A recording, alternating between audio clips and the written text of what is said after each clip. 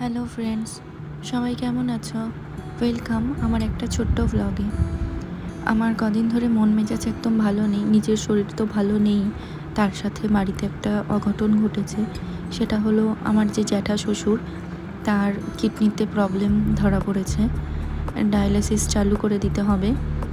তো পরশুদিন রাত্রে তাকে ভর্তি করা হয়েছে।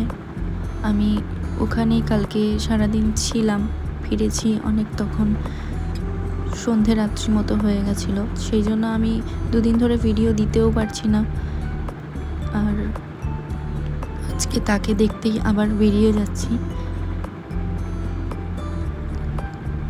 একসাথে বেরোবো, বোনের সাথে বেরোবো। বোন বলতে জ্যাঠার মেয়ে, আর আমি আর বড় মা যদি যায় তো বড় মা যাবে।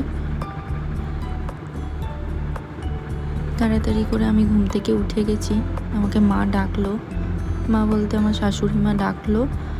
আমি এখন শ্বশুর বাড়িতেই রয়েছি।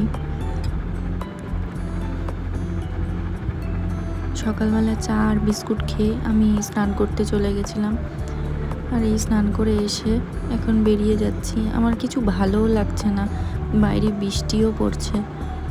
আজকে আর কিছু মনে হচ্ছে না যে স্কিন কেয়ার করি বা কিছু নিজের করি। একটুখানি সিরাম লাগালাম, এই সিঁদুর পরে রেডি হয়ে চলে যাব। জ্যাঠা শ্বশুর ভর্তি আছে BR সিং নার্সিংহোমে, এক্ষুনি বেরিয়ে যাব।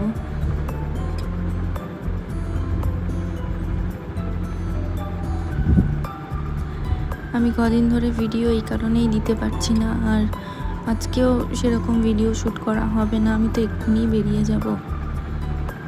আর সত্যি বলতে আমি ওই বাইরে বেরিয়ে ভিডিও শ্যুট করতে পারি না, আমার ভালো লাগে না। আমার আসল কাজটাই হচ্ছে আগে আমার কাছে মনে হয়, তাকে দেখা, তার যত্ন নেওয়া, তার কাছে কি প্রয়োজন সেটা দেখা। আমি কালকেও গেছিলাম হসপিটালে।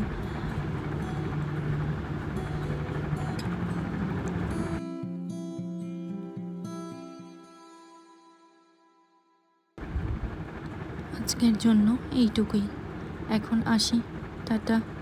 সবাই ভালো থেকো, নিজের যত্ন নিও।